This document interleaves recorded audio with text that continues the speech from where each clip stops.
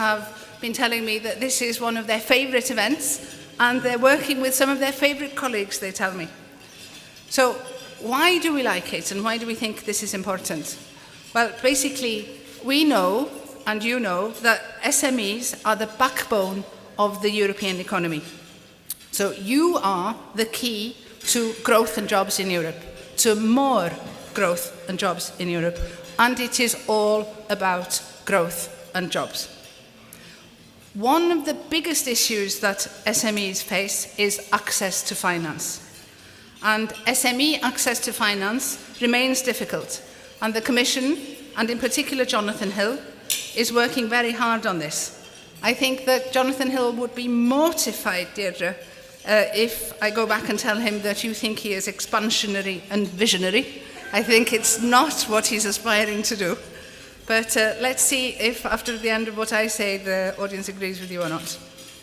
So basically, we are delighted from the Commission perspective to work with very strong partners who are putting their shoulders to the wheel in FASA and European issuers, because you are also showing extraordinary commitment to help SMEs to realise their growth ambitions. So thank you very much for that.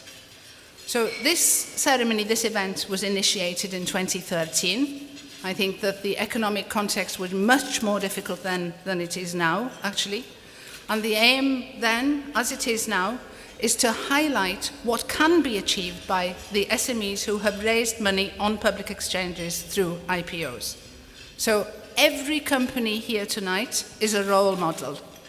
And you are showing the spirit we need most in Europe, the spirit of entrepreneurship. We have an entrepreneurship deficit. And before we give the awards to this year's winners, I want to talk to you about what the European Commission, what the new Juncker Commission is doing to help SMEs get better access to finance and to de-block investment. So de-blocking investment is the crucial pillar here. We have an entrepreneurship deficit, for sure, but we have a notable investment deficit. If we had invested as much as the US had invested over the last 5 years, we would not have had a recession. So if you want to analyse it right down, it's about investment. So 1 year ago, Mr. Juncker had ordered Mr. Katainen to set up the European Fund for Strategic Investments, so EFSI, a new acronym came in, and that complements the support that's available to SMEs that's already there under COSME and Horizon 2020. You know those the best, I think. EFSI is the cornerstone of the investment plan for Europe. So there's a 315 billion euro investment plan that's been put together. And this is mobilizing additional investments in the real economy. And it will also strongly focus on SME and mid-caps. This isn't widely known. So this is the number you need to go home with. A quarter of the total investment catalysed by EFSI, or 75 billion euro over 3 years, will actually go to SMEs and mid-caps via the European Investment Fund, EIF. So this is not known, but there is a distinct SME dimension to it, a quarter, 75 billion. So this is already substantial. But most of my remarks this evening are going to be about the Capital Markets Union. So that's the strategy that Deirdre has already introduced, and I think she's the main marketing agent, actually. That was put on the table in September, and here the Commission is identifying the key actions, or some of the key actions, that Europe needs to take on right now. And why? It's because there is a gap in the financing instruments that are available to SMEs. So to repeat what Deirdre said, 3/4 of SME financing is right now based on bank lending. This percentage is far too high, and the more so because banks are not overly keen to provide the small-scale loans.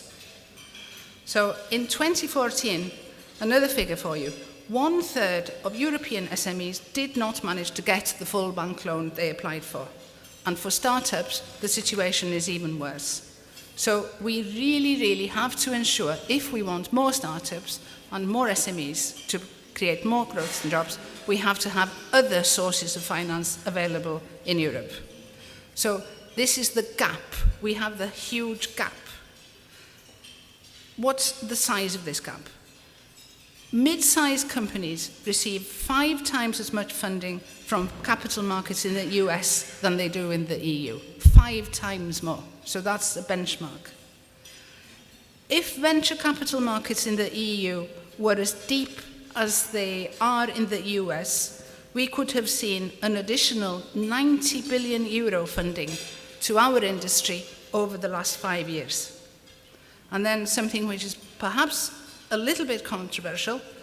So safely restarting securitization markets to just over half of pre-crisis levels would bring around 100 billion euro of additional funding, and 20 billion of that is for SMEs as well. So the gap relative to the US is really, truly massive. We have the benchmarks, we know what our targets are.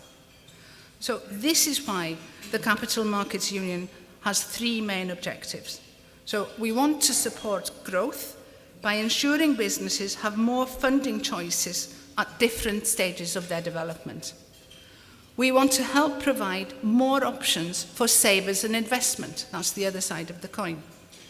And then, of course, there's a cross-border dimension.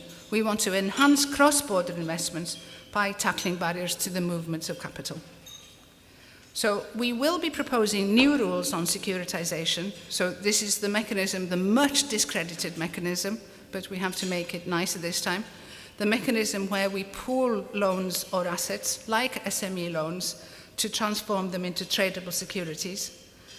But we have to do it this time with adequate regulatory and supervisory safeguards, because, of course, we do not want to return to the causes of the financial crisis. But securitization can be a very useful tool to address the financing needs of companies, and especially small companies. So the regulatory framework for securitization, it needs to be simple, it needs to be transparent, it needs to be standardized, and it needs to be subject to adequate supervisory control. This is a big part of the picture. Supporting venture capital, of course, supporting equity financing, of course, including access to public markets. They are really hugely important building blocks. So right now, we are making the consultative processes for putting those pieces of proposals into legislative action. So I ask you, like Deirdre already asked you, to engage in that consultation process, because that shapes the legislation that will be there. You tell us what you think needs to be there and what mustn't be there to make your life easier. This consultation is there for you to make sure that this regulation is fit for purpose going forward. But apart from regulation, the retail investors need to have a better understanding of the unrealized opportunities they have with SMEs. And SMEs need help to find the type of financing most suited to them. So this is almost a culture change agenda. It's a very long-term challenge, and we need to be continuing to focus some efforts on that. And some of that work is almost straightforward awareness raising, but we will continue to do that. We will, for example, look at how certain capital markets manage to make their SMEs more attractive to investors. And we will look at how to improve our information tools for SMEs' access to finance. We want to be sure that we have understandable material that really help people match up the supply and demand here. So we count on your active participation. You tell us what's missing. You tell us what we can improve. We will do that.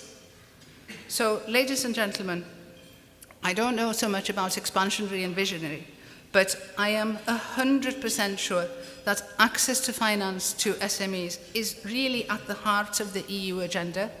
It's at the heart of the EU agenda because we know that with the very many ambitious SMEs out there, like the best examples that we have with us tonight, we can drive forward more growth and jobs in Europe. And this is what we want to support. Thank you very much.